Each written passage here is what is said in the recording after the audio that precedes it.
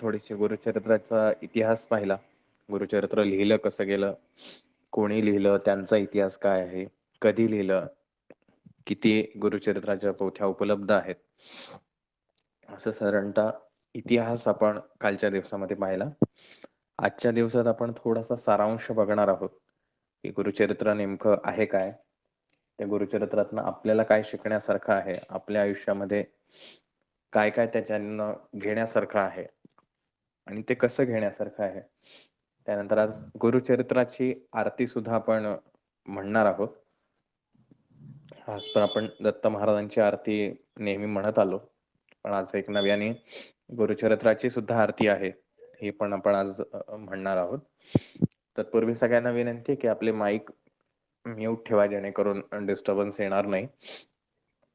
आणि सगळं आपलं संपल्यानंतर जे काही आपल्याला विचारायचं असेल किंवा आपल्याला काही सांगायचं असेल तर आपण सगळ्यात शेवटी सांगू शकता. आपला तर आहे आजचा पूर्वार्धाचा दुसरा भाग झाल्यानंतर सोमवारी भागवत एकादशी आहे.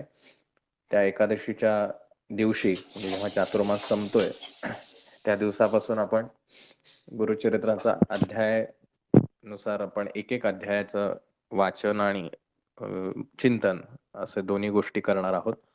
त्याच्यामध्ये वाचन जे आपण जसं श्रीपाद चरित्रामध्ये प्रत्येक अध्याय वाचायचो आणि नंतर आपण चिंतन त्याच्यामध्ये बघितलं, तर याच्यामध्ये आपण वाचन करणार नाही आहोत, पण प्रत्येकाने आपापल्या जवळ आपल्या गुरुचरित्राची पोथी जरूर ठेवायची, कारण ज्या वेळेला त्यातले एखादी ओळ, एखादं शब्द, एखादं वाक्य त्याच्यावरती आपण माहिती सांगू, त्यावेळेला तुम्हाला त्या वाक्याखाली अंडरलाईन करता येईल पेन्सिलने, जेणेकरून भविष्यात जेव्हा जेव्हा तुम्ही ते गुरुचरित्र वाचाल त्या वेळेला त्या वाक्याचा, शब्दाचा किंवा ती जी काही गोष्ट असेल त्या गोष्टीचा थोडासा अर्थबोध त्यावेळेला झाला असेल आणि तो अर्थबोध घेऊन ते शब्द जे आहेत ते वाचले जातील. त्यामुळे पोथी आपल्या हातात असणं आवश्यक आहे. आता जसं आपण गुरुचरित्र वाचन ज्यावेळेला करतो पारायण स्वरूपात, त्यावेळेला बरेचसे नियम आपण पाळत असतो. मग ते खाण्यापिण्याचे नियम असू दे, वागण्याचे नियम असू दे, झोपायचे नियम असू दे, पोथी ठेवत असताना आसन जे आपण मांडतो, हे सगळे नियम आपण 7 दिवसाच्या सप्ताहासाठी आपण पाळत असतो. आता हे जे आहे ते आपलं काही सप्ताह पद्धतीनं वाचन नाहीये. त्यामुळे हे सगळे जे नियम आहेत हे आपल्याला कुठल्याही प्रकारे लागू पडणार नाहीत. त्यामुळे आसन मांडायचं की नाही हा तुमचा वैयक्तिक प्रश्न आहे, जर शक्य असेल. कारण गुरुचरित्राच्या शेवटी महाराजांनीच हा दिलेला आशीर्वाद आहे की ज्या ठिकाणी गुरुचरित्राचं वाचन, चिंतन, मनन, लेखन हे ज्याही स्वरूपामध्ये चालू असेल त्या ठिकाणी मी सूक्ष्म रूपाने हजर असतो, कारण मला हे गुरुचरित्र अत्यंत प्रिय आहे, असं हे महाराजांचं अभिवचन आहे. त्यामुळे आपण जर शक्य असेल आपल्याला तर जरूर आपण जिथे बसला असाल तिथे एक महाराजांसाठी आसन बनवून अगरबत्ती लावून महाराजांचं अधिष्ठान निर्माण करता येऊ शकतं. पण नसेल आपल्याला शक्य तर नाही केलं तरी काही हरकत नाही. त्यामुळे मासिक धर्माचे नियम, त्यानंतर सोयर सूतक आलं तर काय करायचं, ऐकता येईल का, तर या सगळ्या गोष्टींना नक्की मुभा आहे. कारण आपण आता त्या काळामध्ये प्रत्यक्ष पोथी हातात घ्यायची नाही, आपण शांतपणे ऐकू शकतो. कारण जे काही अशुद्धता असते ही शरीराला अशुद्धता आहे, मनाला म्हणजे गुरुचरित्रात जसं 52व्या अध्यायात लिहिलेलं आहे की अंतःकरण असता पवित्र सदा वाचावे गुरुचरित्र, की आपलं अंतःकरण जर शुद्ध असेल, मनामध्ये अपवित्रता कुठली नसेल, तर आपण गुरुचरित्र कधीही वाचू शकतो. त्या दृष्टिकोनातून आपल्या या सगळ्या ज्या काही शारीरिक जाऊ दे ना स्टडी रूमचे ना.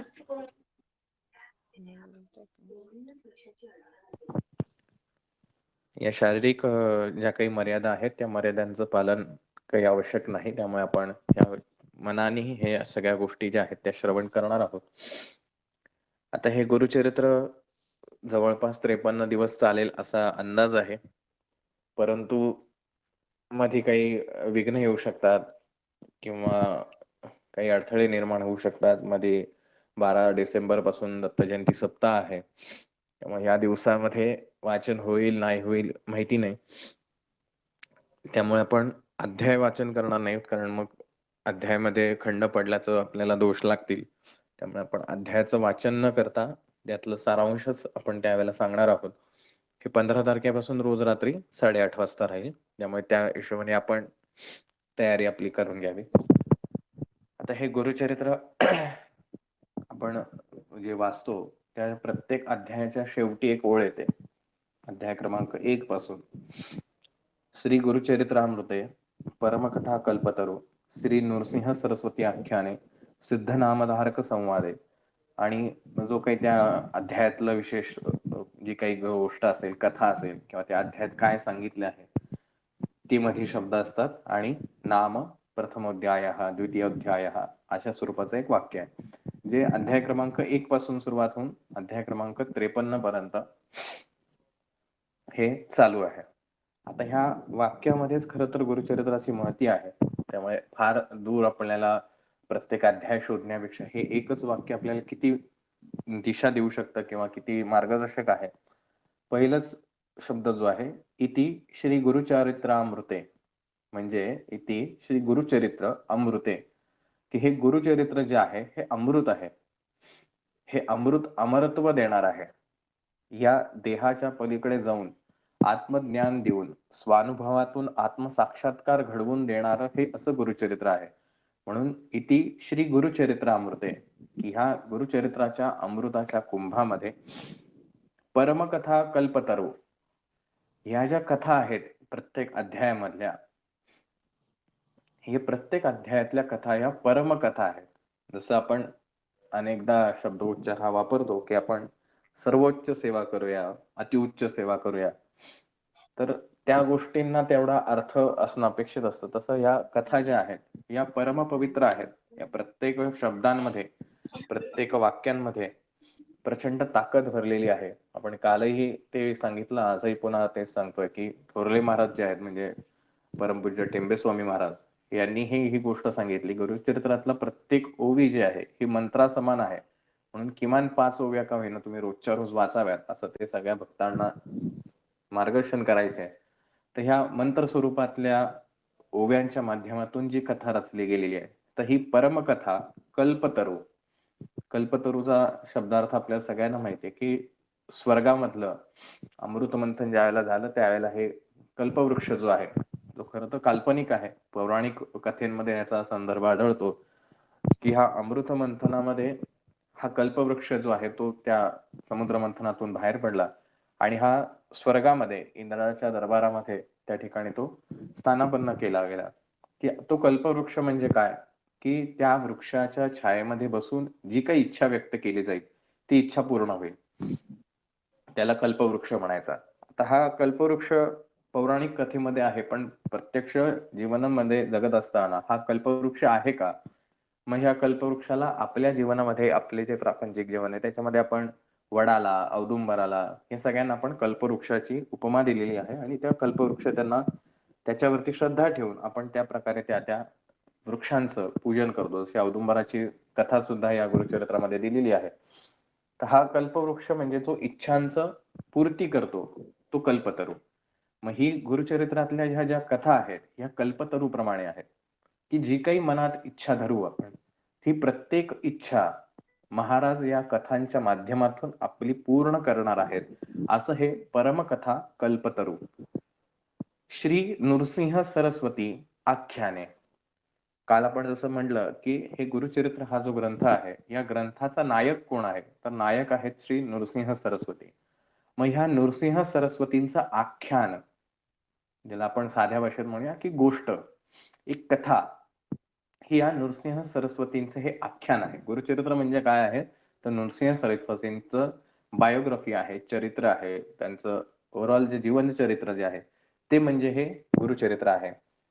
सिद्ध नामधारक संवादे, सिद्धमुनी आणि नामधारक या दोघांमधला संवाद म्हणजे हे गुरुचरित्र आहे. की नामधारकाने एक प्रश्न विचारला किंवा एखादी शंका उपस्थित केली, की एखादी जिज्ञासा व्यक्त केली आणि त्याला उत्तर देताना मग जी काही कथा मांडण्यात आली ती म्हणजे गुरुचरित्र आहे. आता कालही आपण बघितलं की हे सिद्धमुनी नेमके आहेत कोण, ह्याचा अध्याय क्रमांक 1 ज्यावेळेला आपण वाचू त्यावेळेला आपल्याला ह्याचा अर्थबोध होईल. त्याच्यामध्ये हे ओवीबद्ध लिहिलेलं आहे. पण हे सिद्धमुनी म्हणजे साक्षात नृसिंह सरस्वती महाराज असावेत. आणि हा नामधारक जो आहे हा म्हणजे गंगाधर सरस्वती, की जे सायनदेवांचे वंशज आहेत.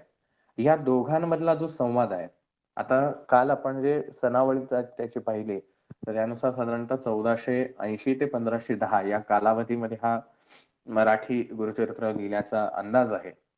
तर त्यातली गोष्ट अशी आहे की हा मग ऍक्च्युली हे जे 53 अध्यायाचे गोष्ट नामधारकाचा संवाद जो आहे, सिद्धमुनी आणि नामधारक यामधल्या संवादातून हे जर गुरुचरित्र निर्माण झालंय, मग हा संवाद किती दिवसाचा होता किंवा ह्याचा टाइम पिरियड किती आहे, तर साधारणतः असा अंदाज आहे की गुरुचरित्रात लिहिल्याप्रमाणे की त्या स्वप्नामध्ये ती दृष्टांत झाल्यानंतर ती जी मूर्ती आहे, तेजोमय मूर्ती, त्या मूर्तीच्या शोधात हा नामधारक किंवा गंगाधर सरस्वती हे जात असतात. आणि मग त्यांना भीमा अमरजा संगमापर्यंत ती व्यक्ती घेऊन जाते आणि तिथं जाऊन या दोघांमध्ये संवाद होतो. हा संवाद साधारणतः 1 महिनाभर चाललेला आहे. म्हणजे ह्या दोघांचं जे वास्तव्य आहे एकत्रितपणे, हे 1 महिनाभर त्या भीमा अमरजा संगमाच्या ठिकाणी होतं आणि त्या ठिकाणी जो झालेला संवाद आहे, तो या गुरुचरित्राच्या 53 अध्यायाच्या माध्यमातून किंवा 51 अध्यायाच्या माध्यमातून मांडण्यात आलेला आहे. त्यामुळे संपूर्ण प्रत्येक अध्यायाच्या शेवटी हीच गोष्ट आपल्याला अधोरेखित केली जाते. कारण अनेकदा आपलं असंच होतं की आपण एखादा पिक्चर जरी पाहिला तरी पूर्ण पिक्चरची स्टोरी आपल्याला फारशी लक्षात राहत नाही. पण एखादा क्लायमॅक्सचा सीन असतो, एखादा त्यातला काहीतरी महत्वाचा जो काही सीन असतो, तो मात्र आपल्याला लक्षात राहतो आणि त्या एका सीनवरनं आपण पिक्चरची स्टोरी आपल्याला लक्षात राहते. किंवा आपण कुठलीही गोष्ट जरी करायला गेलो तरी सिरियल जरी बघायची म्हणली तर अख्खी सिरियलची स्टोरी आपल्याला लक्षात राहत नाही, पण जो मुख्य गाभा असतो त्यातला तर तो गाभा आपल्या लक्षात राहतो. मग हे गुरुचरित्र वाचन करणारा व्यक्ती हा सामान्य सुद्धा आहे, आर्त सुद्धा आहे, दुःखित आहे, जिज्ञासू पण आहे, मोक्षार्थी सुद्धा आहे. वेगवेगळ्या कॅटेगरीतला हा गुरुचरित्र वाचणारा व्यक्ती आहे. मग ह्या व्यक्तीच्या लक्षात काय राहायला पाहिजे, ती गोष्ट सतत हायलाइट करणं, ती गोष्ट सतत बंबार्ड करत राहणं, यासाठी या अध्यायाच्या प्रत्येक अध्यायाच्या शेवटी ही ओळ आवर्जून लिहिण्यात आलेली आहे की इति श्री गुरुचरित्रामृते, की हे गुरुचरित्र हे अमृता समान आहे. परमकथा कल्पतरू, हे जे कथा आहेत या कल्पतरूप्रमाणे आहेत. श्री नृसिंह सरस्वतींचं हे आख्यान मांडलेलं आहे आणि सिद्धनामधारक संवादे या दोघांच्या संवादा रूपाने हे गुरुचरित्र तयार झालेलं आहे. आणि मग त्या अध्यायाचा जे काही सारांश असेल, म्हणजे पहिला अध्याय असेल तर मंगलाचरणम नाम प्रथमोध्याय, म्हणजे ह्या अध्यायामध्ये काय दिलेलं आहे तर सगळ्या देवतांचं, गणपतीचं, सरस्वतीचं स्मरण केलेलं आहे. दुसरा अध्याय असेल तर त्यातली ती गोष्टीचं सार आहे. अशा प्रकारे प्रथमोध्याय हा पहिला अध्याय झाला. म्हणजे ही गोष्ट आवर्जून आपल्या लक्षात कायम राहिली पाहिजे. जसं आपण कालही म्हणलं की आपण ज्यावेळेला प्रापंचिक जीवन जगत असतो त्यावेळेला माणूस आहोत, त्यामुळे सतत आपल्याला वेगवेगळ्या प्रकारच्या दुःखांना सामोरं जावं लागतं. कधी चढ येतो, कधी उतार येतात. दोन्ही गोष्टी आपल्याला समान रीतीने जगाव्या लागतात, पर्याय नाही आपल्याला. पण ह्या दोन्हीही परिस्थितीमध्ये आपल्याला जर शांत राहण्याचं, स्थितप्रज्ञ राहण्याचं, की सुखामध्ये अतिशय हर्षवायू व्हायला पण नाही पाहिजे आणि दुःखामध्ये उद्वेग सुद्धा नाही व्हायला पाहिजे. या दोन्ही अवस्थांमध्ये आपल्याला स्थिर ठेवण्यासाठी हे गुरुचरित्र आहे. आणि म्हणून ह्या गुरुचरित्रावरती श्रद्धा ठेवून हे कल्पवृक्षाप्रमाणे तुमची प्रत्येक मनातली इच्छा पूर्ण करणं, असं हे आख्यान नृसिंह सरस्वतींचं मांडलेलं आहे. आता हे नृसिंह सरस्वती कोण आहेत तर आपल्याला सगळ्यांना माहिती आहे, नृसिंह सरस्वती हे दत्त महाराजांचं कलियुगातील द्वितीय अवतार आहेत. त्यामुळे साक्षात दत्त महाराजांचं हे आख्यान आहे. आणि दत्त महाराज हे या संपूर्ण सृष्टीचे, संपूर्ण जे काही ब्रह्मांड आहे, या संपूर्ण ब्रह्मांडाचे प्रवर्तक आहेत किंवा रचेते आहेत, त्याचे पालन करते आहेत. त्यामुळे या दत्त महाराजांच्या चरित्रामधून, कारण दत्त महाराज हे आपण जसं स्वामी महाराजांचे जय जयकार करताना म्हणतो की अनंत कोटी ब्रह्मांड नायक राजाधिराज योगीराज, हे योगीराज म्हणजे काय तर योग्यांचे सुद्धा राजे. योग हा आपल्या भारतीय परंपरेतला अतिशय पुराण काळातील पासून, त्याच्या आधीपासूनचा आपला देणं आहे समाजाला किंवा ते संशोधन आहे. योग म्हणजे जोडणं, आत्मा आणि परमात्मा या दोघांची भेट घडवून देणं किंवा या दोघांचं अस्तित्व हे एकच आहे हे जाणवून देणं किंवा हे दाखवून देणं म्हणजे योग आहे. आणि या योगाचे प्रवर्तक किंवा या योगाचे रचेते हे साक्षात दत्त महाराज आहेत. या संपूर्ण सृष्टीमध्ये जे जे काही मंत्र रचले गेलेत, जे जे काही मंत्र लिहिले गेलेत, या सगळ्या मंत्रांचे आद्य कोण असतील तर ते दत्त महाराज आहेत. आपण नवनाथ ग्रंथ ज्याला वाचतो त्याही वेळेला आपल्याला त्याची प्रचिती येते की नाथ महाराजांनी ज्या काही सगळ्या लीला केलेल्या आहेत त्या सगळ्याला आशीर्वाद जो होता हा दत्त महाराजांचा होता. त्यामुळे दत्त महाराज हे या योगाचे सुद्धा आद्य प्रवर्तक आहेत आणि या मंत्रशक्तीचे सुद्धा आद्य प्रवर्तक आहेत. आणि अशा दत्त महाराजांच्या कलियुगातील नृसिंह सरस्वती हे जे रूप आहे या रूपाचं हे आख्यान या माध्यमातून मांडलं आहे. आणि कशा पद्धतीने मांडलंय, जर आपण तुम्ही अनेक ग्रंथ जर पाहिले, जेवढे काही जुने ग्रंथ आहेत हे सगळे संवाद रूपाने आहेत. भगवद्गीता सुद्धा अर्जुन आणि श्रीकृष्ण यांच्यामधला संवाद आहे आणि या संवादाच्या माध्यमातून भगवंत असं काही अजब ज्ञान देतो की जे अनेक हजारो वर्ष झालं तरी हे ज्ञान अजूनही तसंच आहे, जेवढं घेऊ तेवढं कमी आहे. अशा ह्या संवाद रूपातून हे ज्ञान जे आहे या गुरुचरित्रातून मांडलेलं आहे. त्यामुळे ज्या ज्या वेळेला आता ह्या पुढे गुरुचरित्र वाचाल त्या त्या वेळेला हे लक्षात ठेवा की आपण ह्या कल्पवृक्षाच्या छायेमध्ये आहोत. हे गुरुचरित्र वाचन करत असताना आता गुरुचरित्राची आपल्याला साधारण माहिती असलेली पद्धत जी आहे, जी गुरुचरित्रात सांगितलेली आहे की ती म्हणजे सप्ताह पद्धतीने वाचायचं. सप्ताह म्हणजे 7 दिवस. आता हे 7 या आकड्याला तसं बघितलं तर योगिक दृष्टीनेही बरंचसं महत्व आहे आणि प्रॅक्टिकल जीवनामध्ये सुद्धा त्याचं महत्व आहे. योगिक दृष्टीने जर बघितलं तर आपल्या शरीरामध्ये सप्तचक्र आहेत. 6 चक्र आणि 7वं सहस्त्रागार चक्र. तर ह्या 7ही चक्रांना जागृत करण्याचं सामर्थ्य हे दत्त महाराजांचं आहे, सद्गुरूंचं आहे. आणि या 7 दिवसांमध्ये नराचा नारायण व्हावा अशी मनोकामना ठेवून गुरुचरित्र वाचावं म्हणून तो 7 दिवसाचा एक कालावधी आहे. आणि दुसरं, ह्या 7 दिवसांच्या कालावधीमध्ये आपण आता पूर्वी ज्यांनी गुरुचरित्र वाचलेलं आहे किंवा आजही गाणगापूरला जर जाऊन 7 दिवसाचं गुरुचरित्र वाचलं तुम्ही संगमावरती, तर आपल्याला तिथे अनेक नियमांचं पालन करावं लागतं. एक, गुरुचरित्र वाचन कालावधीमध्ये आपल्याला रहित जेवण जेवायचं असतं. म्हणजे कुठली जी काही भिक्षा मिळेल त्या भिक्षेमध्ये आपण जेवण करायचं. दुसरी गोष्ट, खाली तिथे जे काही आता तरी सिमेंटचे कट्टे वगैरे चांगले केलेत, पण पूर्वी जिथे जागा मिळेल तिथे झोपायचं. त्यामुळे गादी नाही, जे काही चटई मी कांबळ नेला असेल त्याच्यावरती झोपायचं. म्हणजे तपाच्या माध्यमातून तपश्चर्या करून हे 7 दिवस व्रतस्थ राहायचं असतं. त्यामुळे जेवणाचे नियम, खाण्यापिण्याचे नियम, विहाराचे नियम, कुठे बाहेर जायचं नाही, तेवढी हद्द जी आहे ते गुरुचरित्र वाचनाची जी हद्द आहे तेवढ्याच हद्दीमध्ये तुम्हाला पूर्ण 7 दिवस राहायचं असतं. आणि अशा प्रकारे 7 दिवस ते व्रतस्थ राहून तुम्हाला हे गुरुचरित्र वाचायचं आहे, पूर्ण करायचं आहे. तर ह्याचा उद्देश काय आहे, जर आपण बघितलं तर त्यातले नियम बऱ्याच वेळेला आपल्याला असं वाटतं हे नियम फार कडक आहेत, मग कशासाठी करायचे. या नियमामागचा उद्दिष्ट किंवा उद्देश जो आहे तो अत्यंत महत्वाचा आहे की ह्या 7 दिवसाच्या माध्यमातून ज्यावेळेला तुम्ही हे गुरुचरित्र वाचणार तर पहिल्या दिवशी 1 ते 9 अध्याय वाचतो. आपण वाचताना इतक्या स्पीडने वाचतो की आपल्याला पुढचं पान काढलं की मागच्या पानावरती काय वाचलं आपल्याला हेही लक्षात येत नाही. त्यामुळे पूर्ण पारायण झाल्यानंतर जर विचारलं की आजच्या अध्यायामध्ये काय काय वाचलं तर अगदी तोडक्या तोडक्या शब्दांमध्ये आपण सांगू शकू. मग हे 1-1.5 तासाचं वाचन झाल्यानंतर दिवसभराचा जो कालावधी आहे या दिवसभराच्या कालावधीमध्ये त्या अध्यायांचं मनन चिंतन करणं, त्याचा अभ्यास करणं हे अपेक्षित आहे. आणि ह्याला म्हणायचं सप्ताह. म्हणून तो 7 दिवसात वाचायचा. की 1 दिवसात का नाही वाचायचं, कारण 1 दिवसात फक्त पठण होईल, त्याच्यातलं चिंतन जे आवश्यक आहे ते घडणार नाही. म्हणून टप्प्याटप्प्याने त्याची विभागणी केली आहे की पहिल्या दिवशी एवढे वाचा, दुसऱ्या दिवशी एवढे अध्याय वाचा आणि त्या त्या दिवसांचं चिंतन त्या दिवसभरामध्ये करायचं. आणि अशा प्रकारे 7 दिवसात ते पारायण पूर्ण करायचं. आणि साक्षात महाराजांनीच हे सांगितलेले की ज्या ठिकाणी हे गुरुचरित्र वाचन चालतं त्या ठिकाणी मी प्रत्यक्ष येतो, त्या ठिकाणी त्या भक्ताला दर्शनही देतो किंवा ते गुरुचरित्र मी स्वतः सूक्ष्म रूपाने ऐकत असतो. आणि अनेक भक्तांचे, आपल्या सेवेकऱ्यांचे अनुभव आहेत की गुरुचरित्र वाचन चालू असताना त्यांना वेगवेगळ्या माध्यमातून महाराजांचं दर्शन घडतं. कोणी अतिथी रूपाने अगदी 12 वाजता येऊन भेटतं किंवा अन्य वेगवेगळ्या रूपाने, प्रत्येकाचं भेटणं हे वेगळं आहे. पण हे नक्की महाराज म्हणतात की या 7 दिवसांमध्ये मी येऊन त्या व्यक्तीला भेटतो. आणि म्हणून हे 7 दिवसात चिंतन व्हावं यासाठी ह्या सगळ्या नियमावली आहेत. जर आपण व्यवस्थित रोज गोडधोड खाणार आणि रोजचं आपलं रुटीन चालू ठेवून जर आपण ते गुरुचरित्र वाचलं तर चिंतनाला वेळ कुठे मिळेल. एवढं खाऊन आपण जर ते वाचलं गुरुचरित्र नक्की आपल्याला झोप येणार, म्हणजे 2 तास झोपेत गेले मग हा जो कालावधी आहे हाही वाचावा आणि त्या 7 दिवसामध्ये ह्या कल्पवृक्षाच्या खाली बसून आपण हे वाचणार आहोत. तर त्याचं चिंतन होऊन आपलं जीवनाचं परिवर्तन आपल्या जीवनात घडावं यासाठी ही सप्ताहाची पद्धत आहे.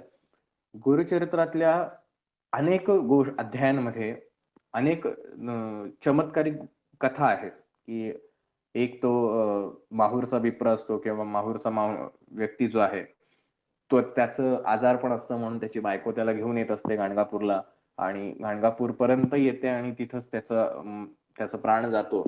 आणि मग त्याच्यानंतर जो काही घडलेला किस्सा आहे, मग त्याच्यानंतर महाराज त्याला काय म्हणूया आपण पुन्हा जिवंत करतात त्याचं. पण आता हे जिवंत करताना नुसतं जिवंत केलंय का? तर नाही. त्याची जी व्याधी होती ती व्याधी सुद्धा घालवली. म्हणजे त्याला निरोगी पुनर्जन्म दिलेला आहे. म्हणजे एकाच ह्याच्यामध्ये महाराजांनी 2 चमत्कार दाखवलेले आहेत किंवा अशा अनेक अनेक चमत्कार वेगवेगळ्या अध्यायांच्या रूपातून येतात. पण मग हे चमत्कार महाराजांनी का बरं केले असतील?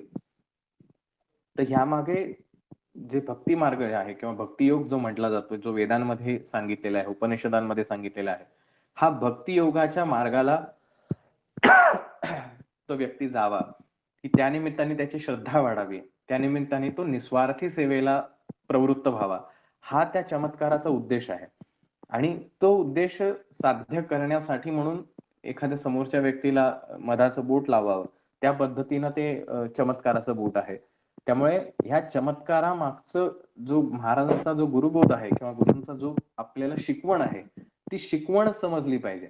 आपण चमत्कारांच्या मागे धावतो, की बघा महाराजांनी कसं त्या व्यक्तीला पुन्हा जिवंत केलं, महाराजांनी याची व्याधी कशी घालवली, तशी व्याधी कशी. हे 100% महाराज करणार आहेत. पण त्या करण्यामागचा उद्देश जो आहे, तो जर समजून घेतला, तर महाराजच आपल्या कायम सोबत राहणार आहेत आणि ज्याच्या सोबत महाराज राहतात, तिथं दैन्य आणि दुःख राहतच नाही. हे स्वतः भगवंतांनी दिलेलं आशीर्वचन आहे. हे महाराज म्हणतात, की तुम्ही मला सोबत घ्या, पण तुम्ही मला न घेता तुम्ही माझे चमत्कार घेताय. म्हणजे स्वामी महाराज सुद्धा अक्कलकोटला असताना हे अनेक भक्तांना सांगायचे. अगदी बाळप्पांना सुद्धा सांगायचे, की तुला काय हवं हे नक्की ठरव. ह्या चमत्कारांच्या मागे धावलास तर मी तुला भेटणार नाही. नृसिंह सरस्वती महाराज जे आहेत आळंदीचे, स्वामी चरित्रात आपण उल्लेख वाचतो, त्यांनाही तेच मार्गदर्शन केले. त्यामुळे ह्या चमत्कारांमागचा महाराजांचा उद्देश आपण समजून घेणं हे अपेक्षित आहे. आता हा जो चमत्कार आहे हा कशाने होतो? हा सगळ्यांच्याच बाबतीत होतो का? तर नाही. जो व्यक्ती गुरूंची सेवा करतो, त्या व्यक्तीच्या आयुष्यामध्ये हे चमत्कार घडतात. पण गुरुसेवा ही गुरूंवरच्या श्रद्धेशिवाय होऊ शकत नाही. त्यामुळे ज्याची श्रद्धा, भक्ती आणि निष्ठा दृढ आहे, पक्की आहे, अजिबात डगमगत नाही, दुःखाच्या क्षणी सुद्धा जसं ते माहूरची ती जोडी आली होती. तर ती स्त्री जी आहे त्या स्त्रीचा निश्चय दृढ होता, की काहीही झालं तरी मी एवढ्या लांबून ज्यांच्यासाठी आलेल तो त्यांची भेट होईपर्यंत मी काही तो जो देह आहे तो जाळून देणार नाही. अगदी ग्रामस्थांच्या त्या विरोधात जाते ते, की नाही मी याचा देह जाळूनच देणार नाही. ही जी निष्ठा आहे, या निष्ठेवरती प्रसन्न होऊन महाराजांनी तो आशीर्वाद दिलेला आहे. किंवा ती 60 वर्षाची जी स्त्री आहे, तिला महाराजांनी का दिलं? सगळ्यांनाच का नाही दिलं? तर तिची जी निष्ठा होती गुरूंप्रती, त्या निष्ठेला प्रसन्न होऊन महाराजांनी तिला आशीर्वाद दिलेला आहे. त्यामुळे गुरुसेवा ही गुरूंवरच्या असलेल्या निष्ठेशिवाय होणं अशक्य आहे.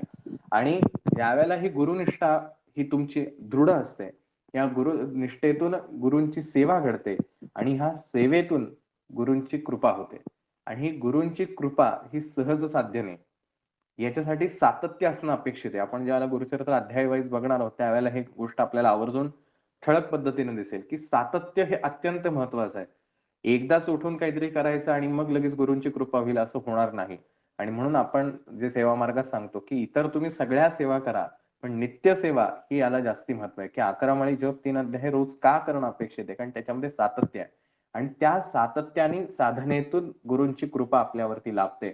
आणि ही गुरुकृपा ज्याच्यावरती होते त्याच्या आयुष्यात कुठल्याच गोष्टींची कमतरता राहत नाही. त्या शिष्याचं किंवा त्या सेवेकऱ्याचं कल्याण आणि कल्याण आणि कल्याणच होतं. हे आपल्याला गुरुचरित्र अध्यायानुसार वेगवेगळ्या कथांच्या माध्यमातून, वेगवेगळ्या चमत्कारांच्या माध्यमातून महाराज हे दाखवून देतात, की ज्याच्यावरती गुरुकृपा होते त्याचं कल्याणच ह्या जीवनामध्ये, त्याच्या जन्मामध्ये हे निश्चित प्रकारे होत राहतात.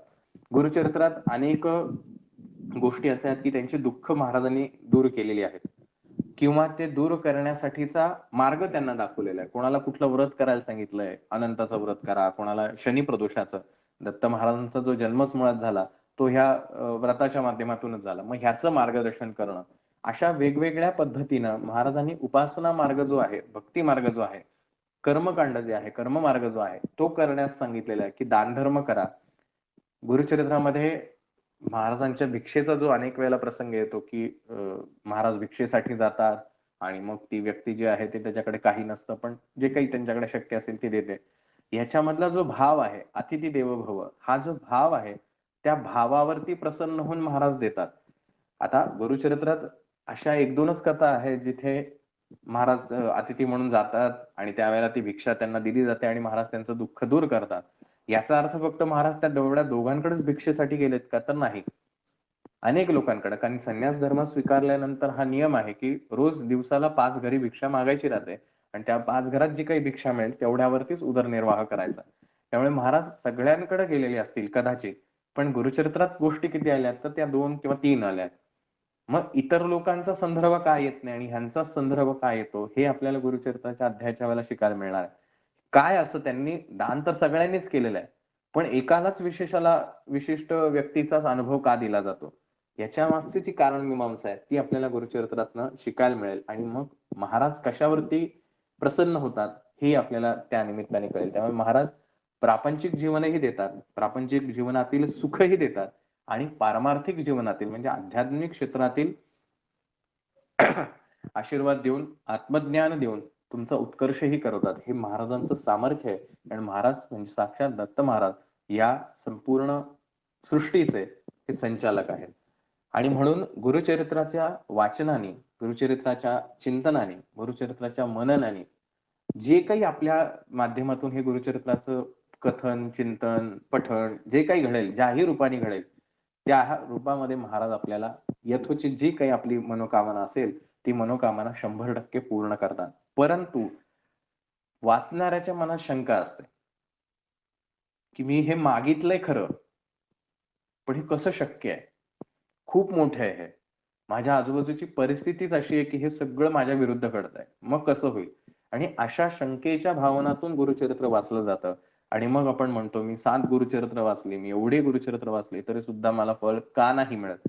कारण मनामध्ये जो भाव अपेक्षित आहे, हा भाव काही आपल्याला मिळत नाही. कल्पवृक्षाची चुकी नाहीये. चुकी आहे खाली बसणाऱ्या व्यक्तीची. तो मनामध्ये काय इच्छा धरतोय, या सगळ्याचा गुरुचरित्र आपल्याला ही गोष्ट शिकवतं. आणखीन एक गोष्ट जी आहे, की आपल्या काय म्हणूया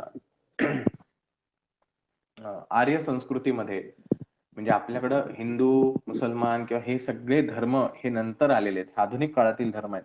मूळ जर कुठला धर्म असेल, तर तो आहे वैदिक धर्म, जो निर्गुणाची उपासना शिकवतो. म्हणजे वेदांमध्ये जे देवांची संकल्पना दिलेली आहे, ज्या देवांचे स्तोत्रमंत्र दिले आहेत, ते म्हणजे सूर्य, वायू, आकाश, पाणी अशा प्रकारची देव आहेत, की ज्यांच्यामुळे हे सृष्टीचं चलनवलन चालू आहे. इथे कुठेही विष्णू किंवा शंकर अशा कुठल्याही प्रकारचे नाही. हे सगळं पुराणांमध्ये आलेलं आहे. त्यामुळे हा जो आहे याला म्हणतात वैदिक धर्म, जो निर्गुणाचा उपासक आहे.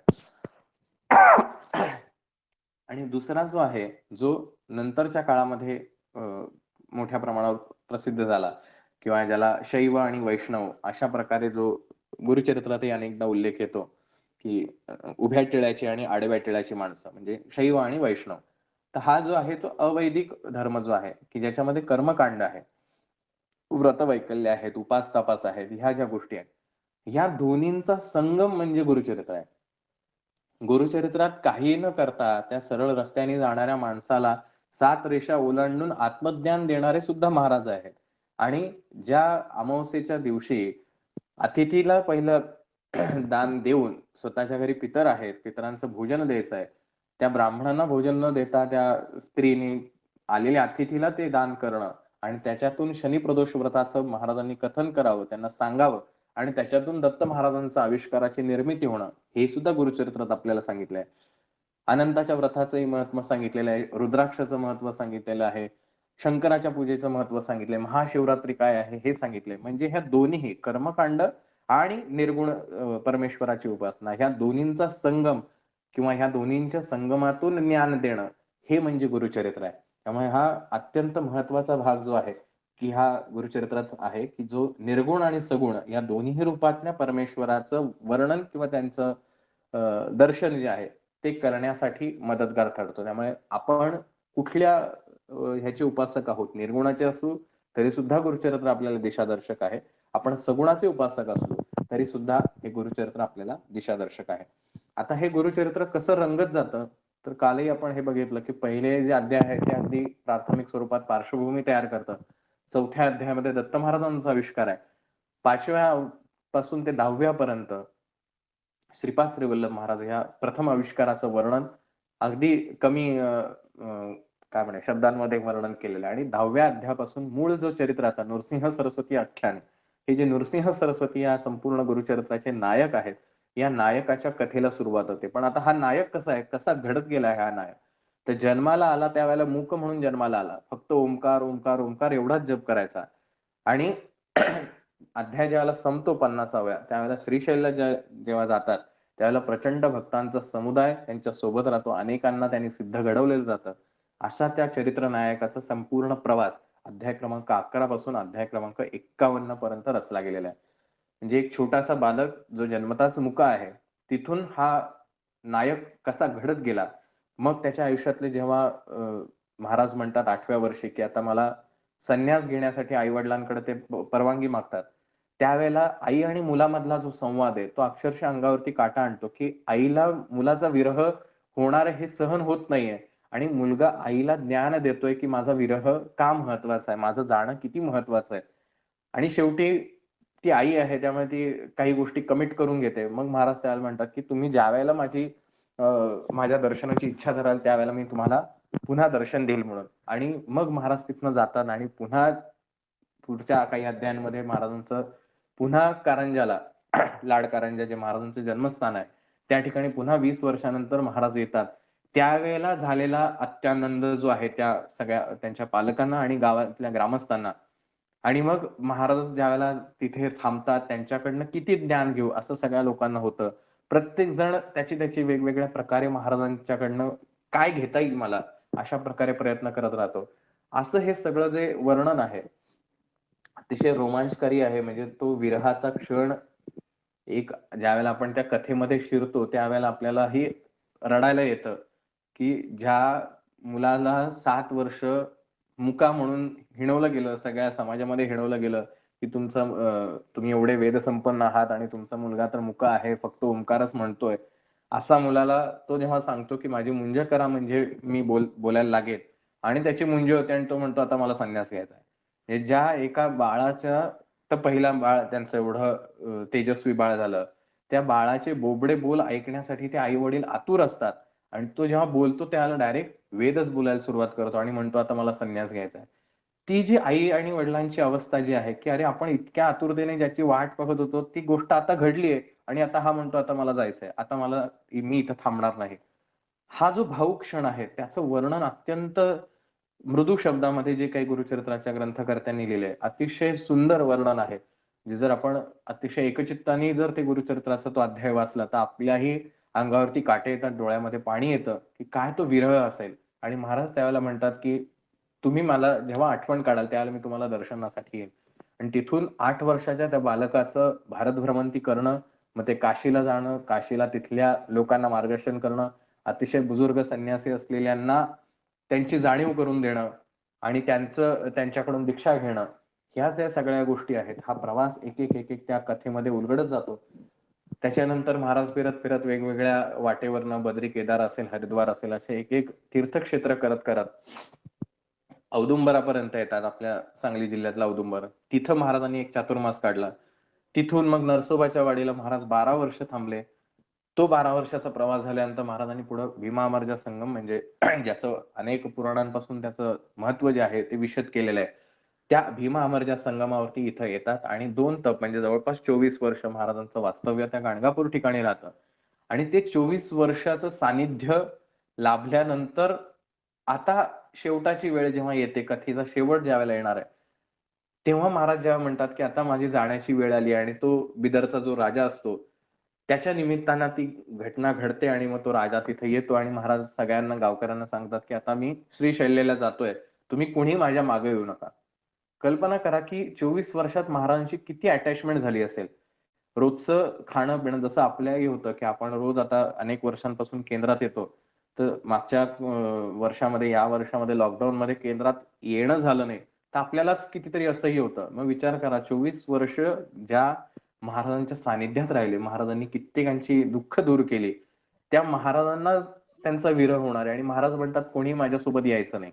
मी एकटाच जाणार आहे." आणि असं म्हणून त्या श्रीशैल्यला जाण्यासाठी महाराज त्या नदीमध्ये पुष्पासनावरती बसतात. किती तो म्हणजे त्या भक्तांसाठी, महाराजांच्या सेवकांसाठी तो विरहाचा क्षण अक्षरशः अंगावरती काटे येणार आहे आणि त्याचंही वर्णन त्या 50व्या अध्यायामध्ये ज्यावेळेला होतं, तोही अत्यंत हृदय पिळवटून टाकणारा क्षण आहे.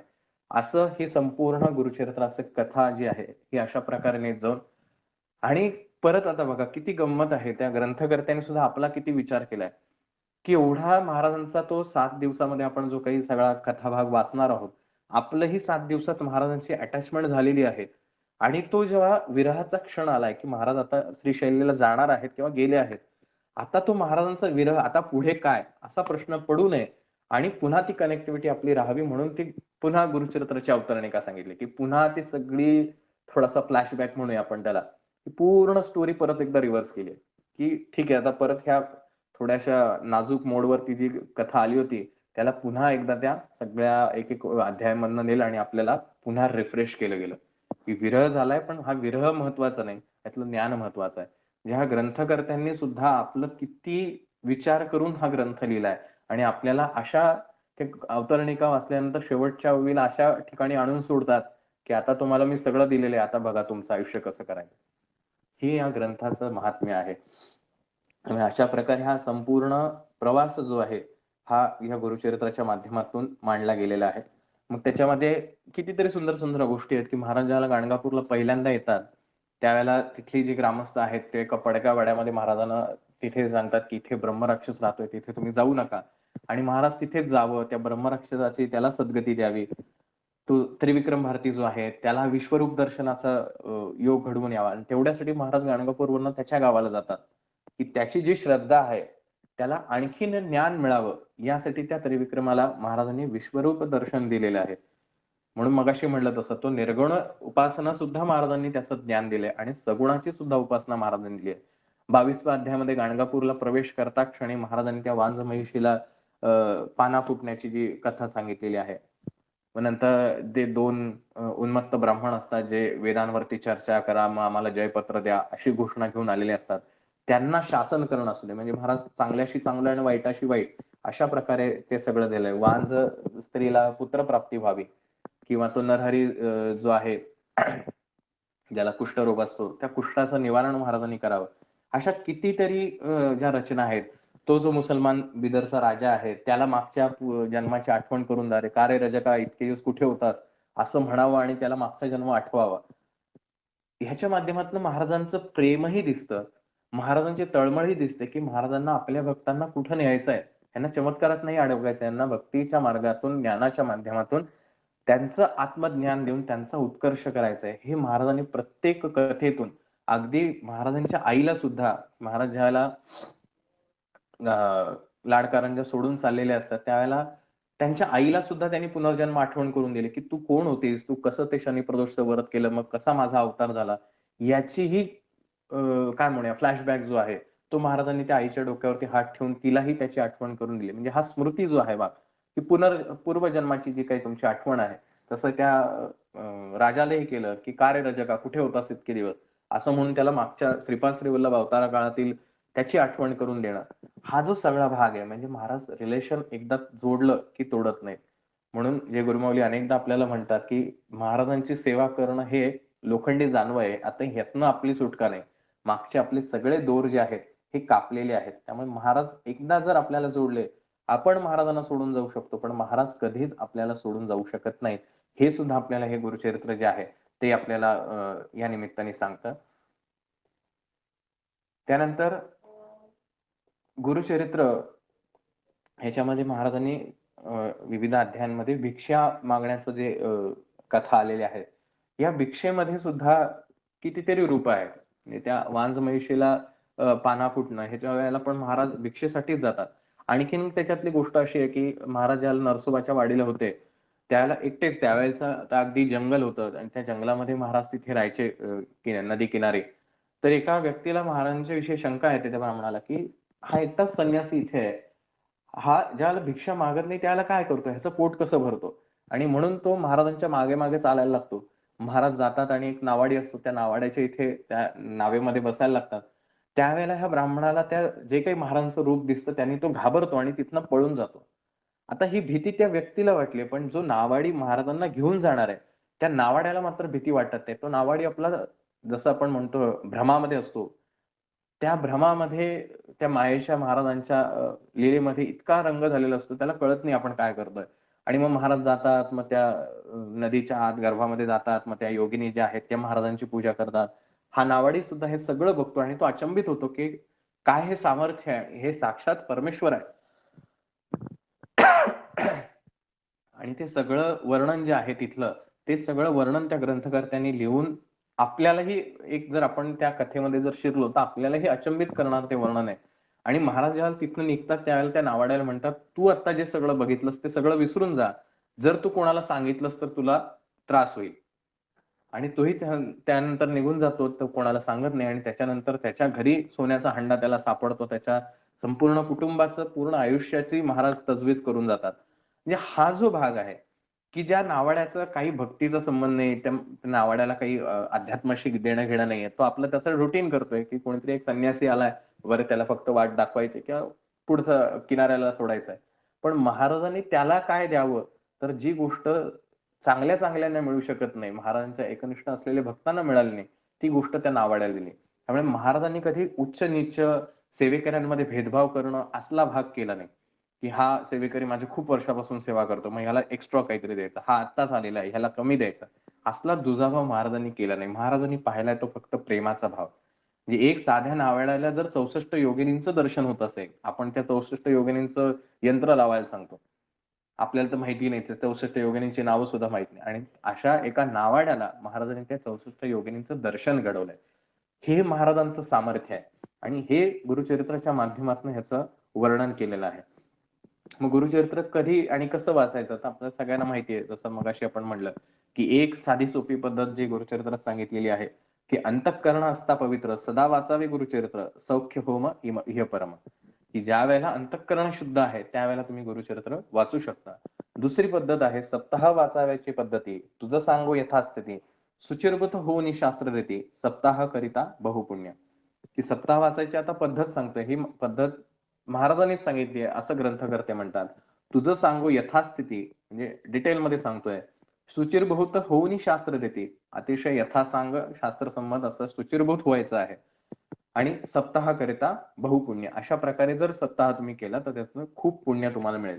दिनशुद्धी बरवी पाहून आवश्यक स्नान संध्यादिक करून की दिवस जो आहे तो दिवस चांगला आहे का पंचांगामध्ये बघून मग तुम्ही पारायणाला सुरुवात करा. आवश्यक स्नान संध्यादिक उरकून म्हणजे आधी नित्यसेवा संध्या म्हणजे काय डेली जे काही तुमचं उपासना आहे ही उपासना करून तुम्ही गुरुचरित्र वाचायचं आहे. त्यामुळे आपण नेहमी जे म्हणतो की 11 माळी जप आणि 3 अध्याय झाल्यानंतर गुरुचरित्र आपण वाचन करणं हे अपेक्षित आहे. आपल्याला असं वाटतं गुरुचरित्र झालं म्हणजे सगळं झालं. स्नान संध्यादिक करून आपलं जे डेली रुटीन आहे ते करून मग गुरुचरित्र वाचायचं आहे. पुस्तक वाचावयाचे स्थान रंगाविल्याही शोभा करावी. की जिथं आपण पुस्तक वाचणार आहोत ते तुम्ही रंगवून घ्या. आता रंगवणं काही शक्य नाही म्हणून मग आपण काय करतो सोपी पद्धत इन्स्टंट वस्त्र टाकायचा. देशकालाही संकल्प करून पुस्तकरूपी श्री गुरुचे पूजन. देशकालाचा उच्चार करा ज्याच्यामध्ये आपण देवाला ओळख करून देत असतो की मी कोण आहे, मी कुठे बसलोय, आत्ता नक्षत्र काय आहे, या सगळ्या गोष्टींचं ओळख परिचय जो आहे तो आपण त्या ठिकाणी देशकालामध्ये करतो. पुस्तकरूपी श्री गुरुचे पूजन की हा गुरुचरित्र हे पुस्तक नाहीये, हे पुस्तक रूपीन महाराज साक्षात त्या ठिकाणी आहे आणि त्या पुस्तकरूपी महाराजांचं पूजन पहिले करा. गंध अक्षता वहा, हळद कुंकू असेल तुमच्याकडे, फुलं असतील फुलं वहा, अगरबत्ती दिवा ओवाळा आणि त्यांचं यथोचित तुम्ही पूजन करून यथोपचारे करून ब्राह्मणासही पूजावे. प्रथमा दिवसापासून बैसावया असावे एक स्थान. की प्रथम पहिल्या दिवसापासून गुरुचरित्र संपेपर्यंत एकच स्थान असणं अपेक्षित आहे. म्हणजे एकाच जागी बसून ते गुरुचरित्र वाचावेत. म्हणून आपण म्हणतो की पारायण ज्याला आपण करतो आहोत, त्यावेळेला पोथी उचलायची नाही. म्हणजे आपलं बसायचं जे आसन आहे, ते आपलं स्थिर राहील. "बैसावया असावे एक स्थान, अतत्वार्थ भाषणी धरावे मौन." हे वाक्य अत्यंत महत्वाचे जे अजिबात आपण पालन करत नाही.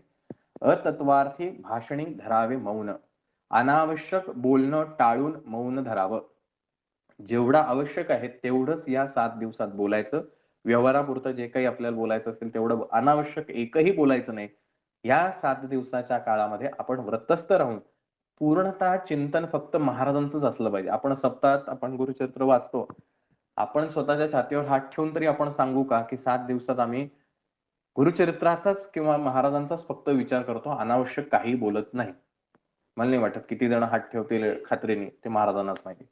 मग हे गुरुचरित्रात आपल्याला सांगितले, अतत्वार्थी भाषणे धरावे मौन. अनावश्यक जे काही असेल ते सगळं आपण बोलणं टाळायचं आहे. गरजेचं जेवढं असेल तेवढंच आणि मोजकंच बोलायचं आहे. कामादी नियम राखावे. कामादी नियम म्हणजे फक्त जे काही स्त्री-पुरुषांमधला काम आहे हा नाही. कामादी याचा अर्थ काम म्हणजे इच्छा. इच्छांवरती आपण नियंत्रण आणायचंय, की आपल्याला अरे मला आज हे खायचंय, मला इकडे फिरायला जायची इच्छा होतीये, मला सीरियलच बघायची आहे. ह्या ज्या काही सगळ्या इच्छा आहेत, कुठल्याही प्रकारच्या खाण्याची असू दे, पंच ज्ञानेंद्रियांच्या इच्छा म्हणजे नाकानी सुवास घेण्याची इच्छा असेल, जिभेनी चांगलं चमचमीत खाण्याची इच्छा असेल, कानानी छान काहीतरी ऐकण्याची इच्छा असेल, त्वचेला कुठलातरी छान स्पर्श व्हावा अशी इच्छा असेल, कुठल्याही किंवा डोळ्यांनी छान काहीतरी पाहावं अशी इच्छा असेल. ह्या सगळ्या इच्छांचं कामादी नियम राखावे लिमिटमध्ये. अगदी मोजकं जर गरजेचं असेल तर तेवढ्याच गोष्टी करावेत. दीप असावे शोभायमान, की एक निरंजन जे आहे ते नित्य पारायणस्थळी असावं. देव ब्राह्मण वडील वंदून पूर्वोत्तर मुख करून, जे कोणी आपल्या घरातले थोर मंडळी असतील, वरिष्ठ मंडळी असतील, त्या सगळ्यांचे आशीर्वाद घेऊन मग आपल्याला पूर्व किंवा उत्तर दिशेला तोंड करून आपल्याला वाचती प्रारंभ करावा. वाचायला सुरुवात करायची. मग पहिल्या दिवशी इतके अध्याय, दुसऱ्या दिवशी इतके अध्याय याचं वर्णन त्या ठिकाणी आलेलं आहे. गुरुचरित्र वाचन चालू असताना तुझं वाचन, कारण हे महाराज ऐकणार आहेत. शब्दोच्चार स्पष्ट असले पाहिजेत. वाचण्याची जी लय आहे, शब्दांची लय जी आहे, ती एका लयीत असणं अपेक्षित आहे. त्याचा चढ-उतार जो आहे, हा चढ-उतार अत्यंत महत्वाचा आहे. कारण म्हणजे शोलेची स्टोरी सांगायची आणि त्याच्यामध्ये गब्बरचा सीन आला आणि म्हणायचं कितने आदमी थे रे, असं तेव्हा तो त्याचा डायलॉग येईल. मग तो नाही, तो शोलेतला गब्बर असा म्हटला, कितने आदमी थे? फील नाहीये, तो भाव निर्माण नाही होत. कितने आदमी थे रे? हा जो भाव निर्माण होतो, तसं त्या गुरुचरित्राला श्री गुरुचरित्रामृते परमकथा कल्पतरू श्री नृसिंह सरस्वती आख्यान, हे जे भावपूर्ण वाचन ज्यावेळेला होतं, हे आपल्याही मनाला संतोष देतं आणि आपल्यासोबत आपल्या हृदयीमध्ये वास करणाऱ्या महाराजांना सुद्धा संतोष देतं. त्यामुळे वाचताना शब्दांची लय जी आहे, तीही उत्तमरित्या राखणं हे अपेक्षित आहे. सप्ताह कालावधीचे नियम मगाशी आपण म्हणलं तसं, की जमिनीवरती झोपावं, जिथं आपण पोथी ठेवली आहे त्या ठिकाणी खरं तर झोपायचा असा नियम असतो. पण केंद्रामध्ये आपल्याला काही शक्य नाही. पण घरी जर वाचणार असाल, तर आवर्जून हे प्रयत्नपूर्वक जिथं पोथी ठेवली आपण, त्या ठिकाणी त्या 7 दिवसामध्ये झोपायचं असतं. पण त्याच्या मागचा श्रद्धाभाव असा साधारणतः असा आहे, की या 7 दिवसाच्या माध्यमातनं महाराज कुठल्यातरी रूपाने येऊन कदाचित स्वप्नामध्ये, कदाचित काही कानात रात्री झोपेत सुद्धा काही मार्गदर्शन करतात. त्यामुळे पोथीच्या शेजारी, कारण पोथी म्हणजे आपण मगाशी बघितलं तसं पुस्तकरूपी श्री गुरूंचं. तर महाराज ते पुस्तक ग्रंथाच्या रूपाने त्या ठिकाणी असतात. तर त्या रूपाने ते आपल्याला काही मार्गदर्शन करू शकतात. तर अशा प्रकारे हा गुरुचरित्र वाचनाचा नियम जो आहे त्या अध्यायामध्ये आपल्याला सांगितलेला आहे. आणि गुरुचरित्राचा आशीर्वादच आहे, की मनोकामना पूर्ण करणारा हा ग्रंथ आहे. त्यामुळे आपण ज्या काही इच्छा धरून ह्या गुरुचरित्र वाचणार आहोत, कुठलीही इच्छा असू दे. कदाचित असं वाटेल ही जगातली सगळ्यात अशक्य गोष्ट आहे, ही होऊच शकत नाही. पण महाराजांवरती दृढनिष्ठा ठेवून, पूर्ण विश्वास ठेवून, की हे मला अपेक्षित आहे किंवा मला हे हवंय. जर माझ्यासाठी ते योग्य आहे, तर मला ते मिळणारच. हा श्रद्धाभाव जर ठेवून केला, तर जगातली सगळे विज्ञानातली सगळे नियम, जे काही जगातली परिस्थिती असेल, ही सगळी परिस्थिती बदलण्याचं सामर्थ्य हे महाराजांमध्ये आहे. त्यामुळे विश्वास महाराजांवर ठेवायचा आहे. आपण विश्वास बाह्य परिस्थितीवरती ठेवतो आणि हे आपल्याला गुरुचरित्र शिकवतं, की गुरुचरित्र हे कामधेनू आहे, कल्पतरू आहे. तुम्ही इथे काय इच्छा धरून बसताय या झाडाखाली, हे तुमच्या हातात आहे. तुम्ही जी इच्छा धरणार त्या प्रत्येक इच्छेला हा कल्पतरू जो आहे हा पूर्ती करणार आहे. जे जन भक्ती तारिती त्यासी होईल आमुची प्रचिती मन कामना पाविती त्वरिती. जे जी जन भक्ती करते, जे माणसं भक्ती करणार आहेत, त्यासी येईल आमुची प्रचिती. आता भक्ती याचा अर्थ काय? आपण हे जेव्हा गुरुचरित्र वाचणार त्यावेळेला त्यातनं आपल्याला कळणार आहे. भक्ती आपल्याला वाटतं आपण गुरुचरित्र वाचलं म्हणजे आपण भक्त झालो. नाही. भक्ताचा अर्थ खूप मोठा आहे. तर तो भक्ती जो करेल, त्यासी येईल आमची प्रचिती. म्हणजे हे महाराज गॅरंटी देत आहेत, की त्याला आमची प्रचिती येईल, आमच्या अस्तित्वाची असेल, आमच्या मार्गदर्शनात कशाचीही असेल. मनकामना पावती त्वरिती. हा शब्द लक्षात ठेवा.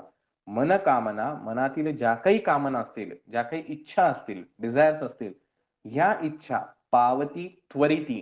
त्वरिती म्हणजे इन्स्टंट. महाराजांचं रूपच असं आहे. ते महाराज स्मर्तृगामी आहेत. इच्छा करता क्षणी महाराज तुम्हाला ती पूर्ण करतात. हे सामर्थ्य महाराजांचं आहे. आपल्याला वाटतं महाराज आपल्यासारखेच आहेत, की पहिला त्यांच्याकडे अर्ज द्या, मग त्या अर्जाची छाननी होणार, मग ती छाननी झाल्यानंतर योग्य अयोग्य ठरवलं जाणार, मग महाराज ते देणार. महाराजांकडे असला काही कारभार नाही. महाराज म्हणतात, कामना पावती त्वरिती. इन्स्टंट तुमच्या इच्छा ज्या आहेत त्या पूर्ण करणार. कोणाला? जे जन भक्ती करीती. निश्चय वाक्य असे आमचे. हे महाराज गॅरंटी देतात, की हे माझं वाक्य आहे. निश्चय वाक्य असे आमचे. मी कमिटेड आहे या गोष्टींसाठी. ऐसे सप्ताह अनुष्ठान करिता होय श्री गुरुदर्शन भूत प्रेतादी बाधा निरसन होऊनी सौख्य होत असे. आता महाराजांची कमिटमेंट किती जबरदस्त आहे. असं जो कोणी सप्ताह अनुष्ठान पद्धतीनं करेल त्यासी करिता होय श्री गुरुदर्शन. साक्षात गुरूंचं दर्शन त्याला घडणार आहे. भूत प्रेतादी बाधा निरसन होऊनी सौख्य होत असे. अजून काय महाराजांनी आपल्याला वचन द्यावं? आता हे महाराज वचन देत आहेत. हे साध्या सुधाचं वचन नाही. साक्षात दत्त महाराज हे वचन देत आहेत. त्यामुळे ते त्यांच्या शब्दाला जागणारे आहेत. आपले फक्त एकच करायचंय, जे जन भक्ती करते त्या भक्तीला अंडरलाईन करायचं. ती भक्ती आपल्याकडनं होतीये की नाही त्याच्यावरती आपल्याला फोकस करायचा आहे.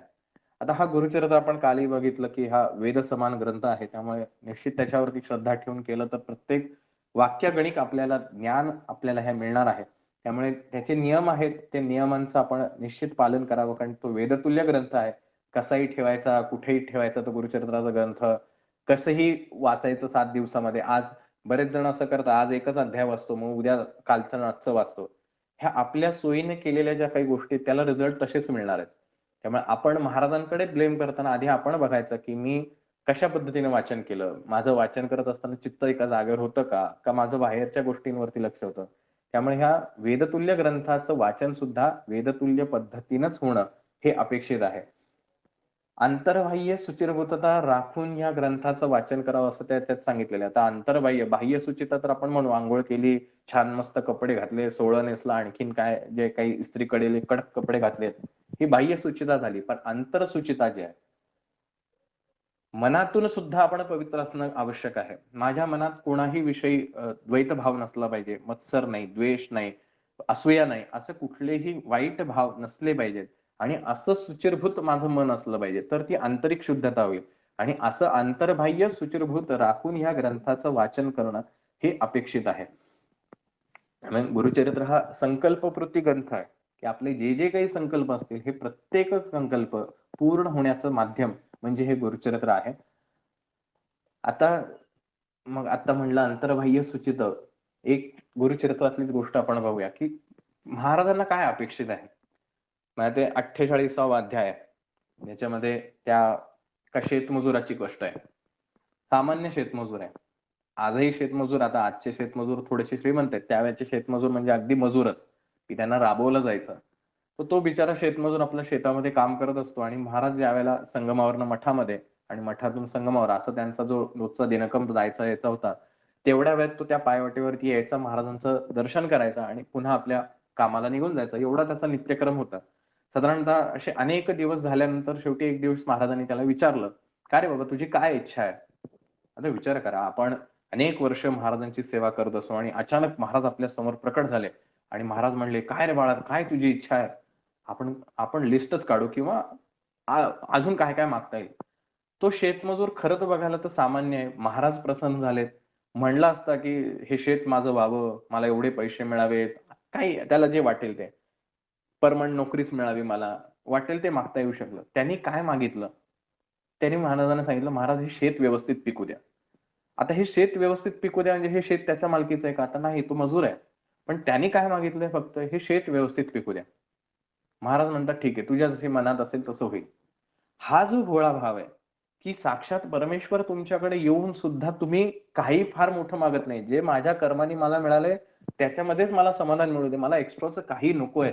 हा जो भाव आहे, हा महाराजांना जास्ती प्रिय आहे. 22व्या अध्यायामध्ये ज्यावेळेला त्या वांझ म्हैशीला महाराज दूध पाना फोडतात. त्याच्या अगोदर सुद्धा ती जी स्त्री असते ती काय म्हणते, की "महाराज आता आमच्याकडे काहीच नाही. हा एक म्हणजे आम्ही ह्याला रेडा म्हणूनच पोसतोय. त्यामुळे आमचा जो काही आमचा यजमान आहेत ते गावातनं आले, की त्यांना जी काही भिक्षा मिळाली असेल त्यातली मी तुम्हाला वाढेन म्हणून." आणि त्या म्हणजे इतकी दरिद्रता आहे, की खायला स्वतःला अन्न नाही. पण त्या परिस्थितीत सुद्धा भाव जो आहे, आतिथ्य करण्याचा जो भाव आहे, तो भाव कुठेही त्या स्त्रीनी टाळलेला नाही. आणि हे जे व्रत आहे किंवा हे जे आचरण आहे, या आचरणाला महाराज प्रसन्न झालेले आहेत. त्या स्त्रीनी कुठेही अनुष्ठान केलेली नाहीत, कुठल्या तपश्चर्या केल्या नाहीत, कुठली पारायणं केलेली नाहीत, कुठले मंत्रांची आवर्तन केली, काहीच केलं नाही. पण हा जो मनातला भाव आहे, की मला स्वतःला खायला अन्न नाहीये, तरी सुद्धा आलेल्या अतिथीला काहीतरी देणं अपेक्षित आहे. त्यामुळे ती महाराजांना म्हणते, की "महाराज माझे यजमान येऊ द्या. त्यांना जी काही भिक्षा मिळाली असेल, त्यातलं थोडंसं मी तुम्हाला वाढते." आणि त्या भावावरती महाराज प्रसन्न होऊन म्हणतात, की "अरे, ही तुझ्याकडे म्हैस आहे, तर तिचं दूध करून आम्हाला दशम्या वाढ" म्हणून. तर त्यावेळेला महाराजांच्या आज्ञेखातर ती स्त्री त्या ठिकाणी जाते आणि खरोखरीच त्या म्हशीच्या माध्यमातून तिला दूध मिळतं. मग आता हे म्हशीचं दूध काढून महाराजांना ती तसंच पाजते का? तर नाही. ती गरम करणार, मग ती गरम केल्यानंतर थंड करून मग महाराजांना त्याच्या दशम्या करून मग वाढते. म्हणजे हा जो भाव आहे, की त्या अतिथीने मला आता ते म्हशीला आलंय दूध तर पटकन काढून घ्यावं. आता काय अतिथीकडे बघायचं नाही. त्याला पटकन दिलं आणि सोडून दिला. हा नाही केलेला. हा अधाशीपणा जो आहे, तो अधाशीपणा कुठेही नाही. तुम्ही संपूर्ण गुरुचरित्रातल्या कुठल्याही कथेत पहा. असा एकाही ठिकाणी महाराजांनी चमत्कार केला नाही, ज्याने हावरटासारखं काहीतरी मागितलं आणि महाराजांनी त्याला दिलंय. कितीही कठीण परिस्थिती असली तरी तो जो भाव आहे, तो भाव तसाच आहे आणि तो मिळाल्यानंतर म्हणजे त्यातनं बाहेर पडल्यानंतर, धन मिळाल्यानंतर म्हणजे त्या घेवड्याचा जो सुद्धा अध्याय आहे, त्याच्यामध्ये सुद्धा तेच आहे, की महाराजांचे तो घेवडा उपटल्यानंतर त्यांना तो हंडा मिळतो. त्यावेळेला ती स्त्री आता हंडा मिळाला, आता आनंदी उत्सव करावा, आता काय महाराजांकडे जायची गरज नाही, असं नाहीये वागणूक. त्या दोघांनी तो हंडा घेतल्यानंतर सगळ्यात पहिलं महाराजांचं पूजन करायला गेले ते, की "महाराज तुमच्या कृपेमुळे माझं सगळं झालं." त्या पैशाला मोल त्यांनी नंतर दिलं. हा जो भाव आहे, ह्याला महाराज प्रसन्न होतात आणि ही असते अंतर्बाह्य सुचितता. त्यामुळे अशा प्रकारे जो कोणी भक्तगण वागेल, भक्ती भुक भक्ती मुक्ती परमार्थ, जे जे वांछी मनी अर्थ, त्वरित होय साध्यंत, गुरुचरित्र ऐकता. हे गुरुचरित्र शेवटच्या अध्यायामध्ये सांगितलेलं आहे, की भक्ती, मुक्ती, परमार्थ 3 शब्द अत्यंत महत्वाचे आहेत. भक्ती, मुक्ती आणि परमार्थ याचा डिटेलमधल्या गोष्टी ज्या आहेत त्या आपण अध्यायानुरूप पाहू. जे जे वांछी मनी अर्थ, आतून आर्ततेने जे काही मनी वांछना केली जाईल, मनामध्ये इच्छा धरली जाईल, त्वरित होय साध्यंत, ती गोष्ट त्वरित फलद्रूप होईल.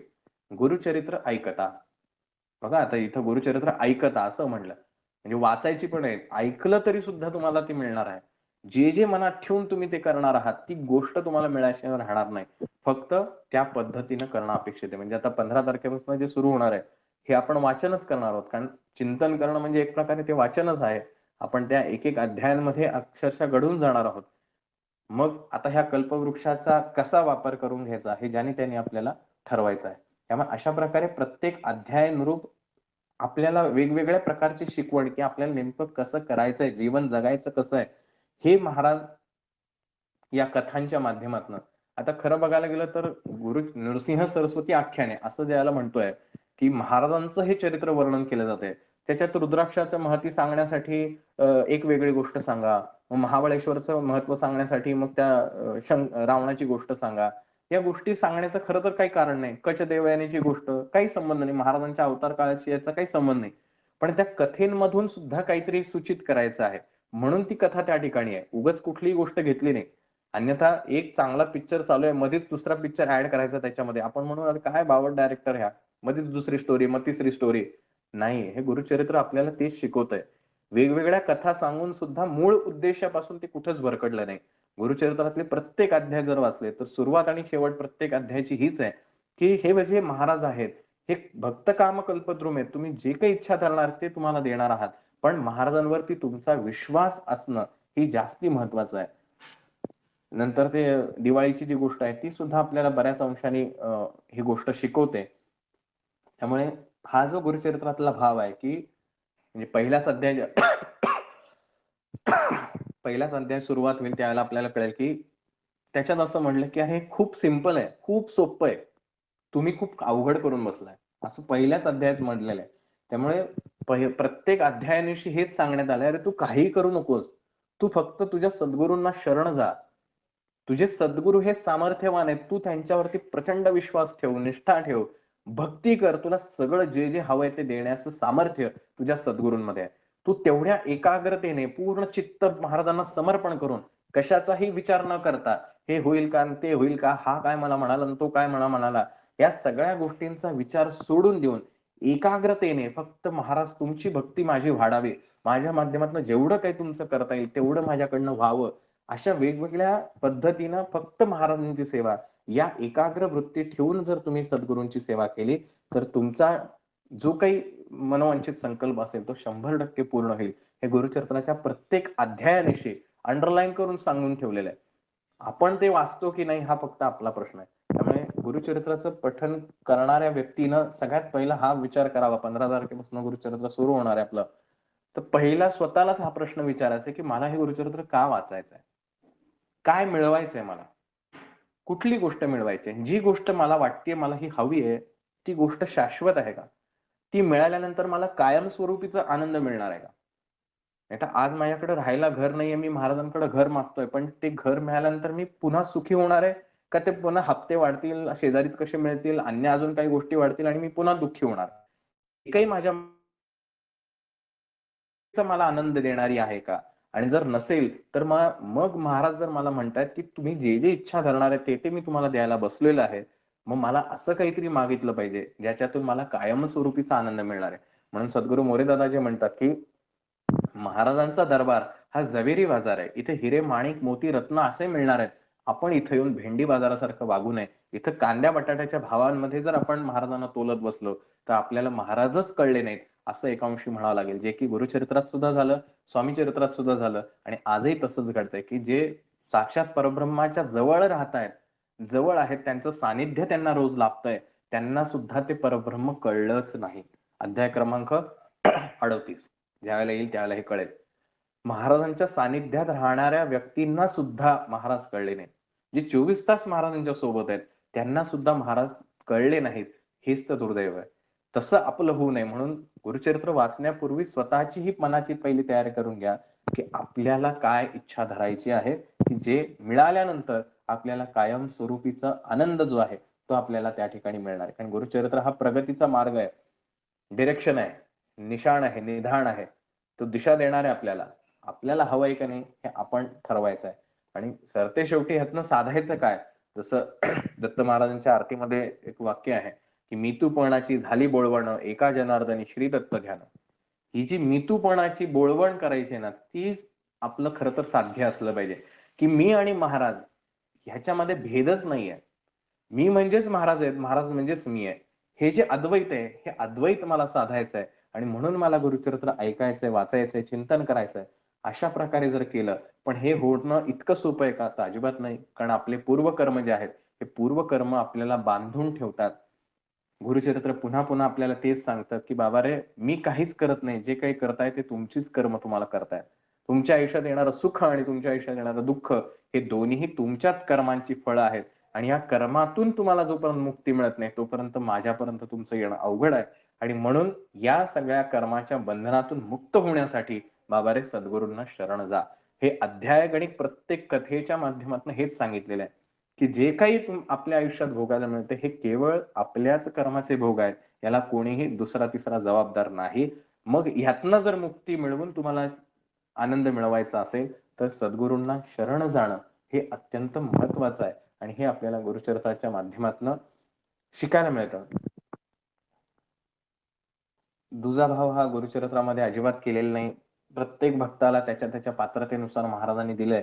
आणखीन एक विशेष गोष्ट जी गुरुचरित्रामध्ये आहे, आपला वेळ झालाय खरं तर 2च मिनिटात थांबवतोय. संन्यास धर्म ज्यावेळेला स्वीकारला जातो त्यावेळेला एक महत्वाचा नियम त्याच्यामध्ये असतो की तुम्हाला स्पर्श जो आहे तो स्पर्श मनुष्याचा, इतर जे मनुष्य आहे त्यांचा स्पर्श टाळायचा असतो, कारण ती सुचिरभूतता जी आहे ती पाळणं आवश्यक आहे. त्यामुळे संपूर्ण गुरुचरित्रात जर तुम्ही बघितलं तर कुठेही महाराजांनी कोणाला स्पर्श केलाय असं एकही उदाहरण मिळणार नाही. पण एक उदाहरण नक्की आहे, आणि जे उदाहरण आहे त्या आत्म्याचं किती पावित्र्य असेल, त्या आत्म्याचं किती पुण्य असेल, आणि ते उदाहरण कोणाचं आहे? अध्याय क्रमांक 39 ते 40. 60व्या वर्षी त्या वांझ स्त्रीला जी कन्या झाली, त्या कन्येला तिथं गुरुचरित्रकर्त्यांनी फार सुंदर लिहिले, कडिये घेतले बाळासी. महाराजांनी त्या बाळाला कडेवर उचलून घेतलेलं आहे. अख्ख्या गुरुचरित्राच्या त्या आख्यानामध्ये एकाही ठिकाणी महाराजांनी कोणाला स्पर्श केल्याचा उल्लेख नाही, आणि या बाळाला महाराजांनी स्वतः कडेवर उचललेलं आहे. याच्यापेक्षा त्या बाळाचं महद्भाग्य काय असेल? त्यामुळे जेव्हा आपल्याला वाटतं आपल्या आयुष्यात खूप दुःख आहे, त्याला नक्की विचार करा की कदाचित आपण जर महाराजांच्या सेवेत राहिलो तर या दुःखातून नंतर जे आपल्याला मिळणार आहे ते इतकं असेल की कदाचित येणाऱ्या भविष्य काळातल्या महाराजांच्या चरित्रामध्ये आपलं नाव लिहिलेलं असेल. त्यामुळे दुःख मोठं आहे म्हणून रडत बसण्यापेक्षा त्या महाराजांचं सानिध्य मला लाभलंय याचं अभिमान किंवा याचा काय म्हणता येईल आपल्याला, आत्मसुख जे आहे ते आपल्याला वाटलं पाहिजे की अरे माझ्यासोबत माझे महाराज आहेत, माझे महाराज माझे सद्गुरू आहेत, जे ब्रह्मांडाचे नायक आहेत, साक्षात दत्त महाराज माझे सद्गुरू आहेत. याच्यापेक्षा मोठं माझ्या आयुष्यात काहीच असू शकत नाही. मग बाकी ही दुःख ही तात्कालिक आहेत, जरी ती वेदनादायक असली तरी ती तात्कालिक आहेत, पण माझ्या महाराजांचा हात जो आहे तो माझ्या डोक्यावरती आहे. अशा प्रकारे हे गुरुचरित्र आपल्याला विविध अंगाने वेगवेगळ्या प्रकारे शिकवतं. अर्थात हे शॉर्ट डिस्क्रिप्शन आपण बघितलं. अध्यायानुरूप प्रत्येक ओवीच्या माध्यमातून काय काय गोष्टी आपल्याला शिकायच्या आहेत ते आपण 15 तारखेपासून जी कथा आपली सुरू होईल त्यावेळेला आपण निश्चित बघणार आहोत. आणि मला नक्की खात्री आहे, कारण ज्या प्रकारे मी अनुभवलंय त्या प्रकारे तुम्हालाही अनुभवेल की साक्षात त्या कथेमध्ये आपण इतके घडून जातो की आपल्याला सगळं देहभान विसरून जातो. आपण कुठे बसलो, घड्याळात किती वाजलेत, काय चालू आहे, कशाचंही भान राहत नाही. इतकं आपण त्या रममाण होऊन जातो. ही त्या ग्रंथकर्त्याची ताकद आणि हा महाराजांचा असलेला आशीर्वाद आहे. त्यामुळे नक्की आपण सगळ्यांनी 15 तारखेपासून या सेवेमध्ये, उपक्रमामध्ये सहभागी व्हावा. आणि आपल्याला जेवढा आनंद होणार आहे तेवढा आनंद महाराजांना त्या क्षणी होणार आहे. त्यामुळे महाराजांचं सानिध्य आपल्या घरात राहावं, महाराजांच्या समोर बसून आपण हे सगळं चिंतन ऐकावं. महाराज हे तुमच्यासाठी चालू असलेलं, तुम्हीच घडवून आणलेलं, श्रोताही तुम्हीच आहात, वक्ताही तुम्हीच आहात, याच भावनेतून आपल्याला ही सेवा उपासना घडवायची. याच्यामध्ये कुठेही अहंभाव नाही. सांगणारा कोण आहे, ऐकणारा कोण आहे, हे दोन्हीही निघून जावेत आणि दोन्ही ठिकाणी महाराज तुम्हीच दिसावेत, हे आमचं खरं तर उद्दिष्ट आहे. याच भावनेनं हे गुरुचरित्र व्हावं अशी मनोकामना या ठिकाणी व्यक्त करतो आणि गुरुचरित्राची आरती घेतो आणि मग थांबतो. त्यानंतर ज्यांना कोणाला विचारायचं असेल काही प्रश्न किंवा काही सांगायचं असेल तर आपण ते सांगूया. पण गुरुचरित्राची आरती होई, आपण जिथे कुठे असाल तिथून हात जोडावेत. मी आरती म्हणतो, मी पहिल्यांदाच म्हणतो त्यामुळे कदाचित काही चुका होऊ शकतील, तर थोडस आपण समजून घ्यावं. मूर्तित्रय गुणसारं निर्गुण विस्तारं षड्गुण पारावारं दुर्जन संहारं भक्ति प्रियदातारं कल्पित परिपारं मुनिजन मान संहारं निगमागम सारं जय देव वंदे गुरुचरितं कृपया मानस दुरितं मामुद्धरं त्वरितं जय देव श्रीपाद श्रीवल्लभ यतिवर कृतकृत्यं नरहरि भारत लीला ब्रह्मादि स्तुत्यं कलिमलदाहक मंगलदायक फलनित्यं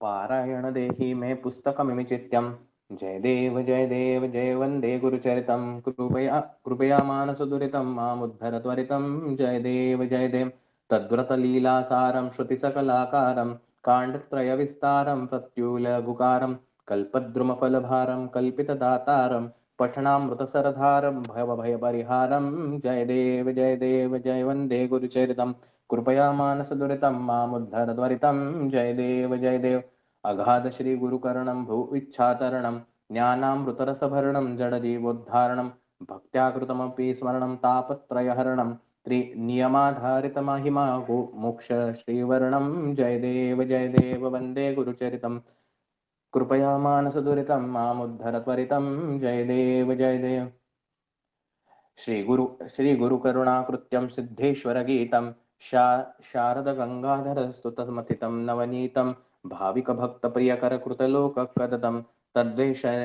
तद्रेतशेषं वाञ्छित सखा हरिहर चित्तं जय देव जय वन्दे गुरुचरितं कृपया मानसदुरितं मामुद्धर त्वरितं जय देव अवधूत चिंतन श्री गुरुदेव दत्त गुरुर्ब्रह्मा गुरुर्विष्णू गुरुदेवो महेश्वरः गुरुः साक्षात् परब्रह्म तस्मै श्री गुरवे नमः। श्री स्वामी समर्थ महाराज की जय। श्री गुरुदेव दत्त श्री त्र्यंबकेश्वर महाराज की जय। गंगा गोदावरी माता की जय। सद्गुरु परम पूज्य मोरे दादा की जय। श्री स्वामी समर्थ गुरुमाऊली की जय। भारत माता की जय। कोणाला काही विचारायचं असेल किंवा काही सांगायचं असेल तर आपण सांगू शकता. ज्यांना काहीच नसेल त्यांनी लेफ्ट झालं तरी चालेल किंवा ऐकायचं असेल तरी थांबू शकता.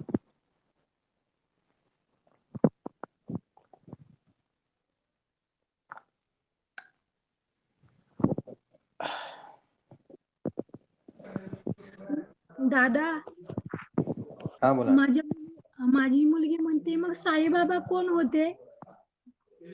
साईबाबा महाराजांचेच शिष्य होते. आपण श्रीपाद चरित्र वाचलं असेल तर त्याच्यामध्ये महाराजांनी सांगितलं होतं. त्यामुळे महाराजांचंच एक रूप म्हणलं तरी चालेल. बरं सांगते म्हणून. हो.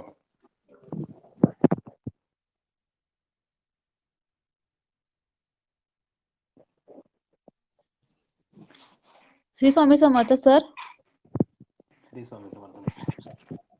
हे 15 तारखेपासून जे पारायण होणार आहे ते कशा पद्धतीने होणार आहे? आपण एक एक अध्यायाचं चिंतन करणार आहोत.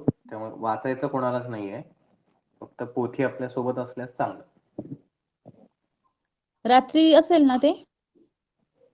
टायमिंग सेम आहे 8:30 ते 9:30.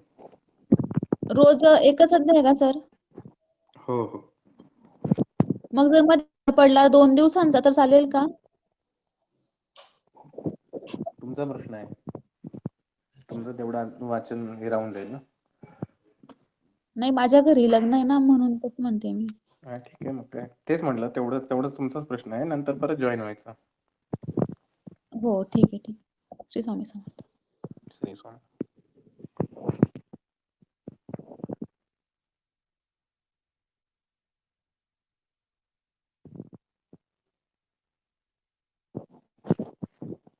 अजून कोणी आहे?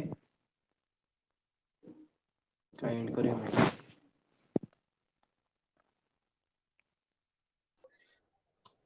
सागर दादा श्री स्वामी समर्थ.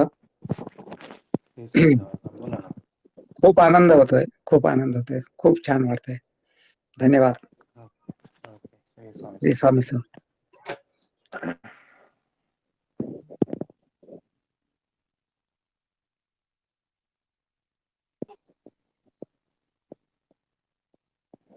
ठीक आहे. मग आपण मीटिंग एंड करूया आणि आपण सोमवारी संध्याकाळी 8:30ला भेटूया. गुरुचरित्र आपल्या सोबत ठेवा. श्री स्वामी समर्थ. हॅलो. हा बोला. हा आम्हाला सुतक आहे तर सुतकामध्ये ऐकलं तरी चालेल ना? हो चालेल. चालेल ना. ठीक आहे. श्री स्वामी पोथी समर्थ. घेऊ नका सोबत. हा चालेल. श्री स्वामी समर्थ. श्री स्वामी.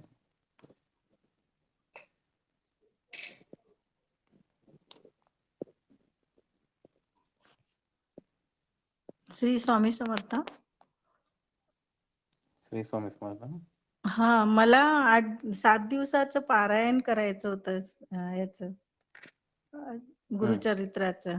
तर पण ते ह्याच्या दिवशी संपलं पाहिजे दत्त जयंतीच्या दिवशी. तर कसं करायचं ते?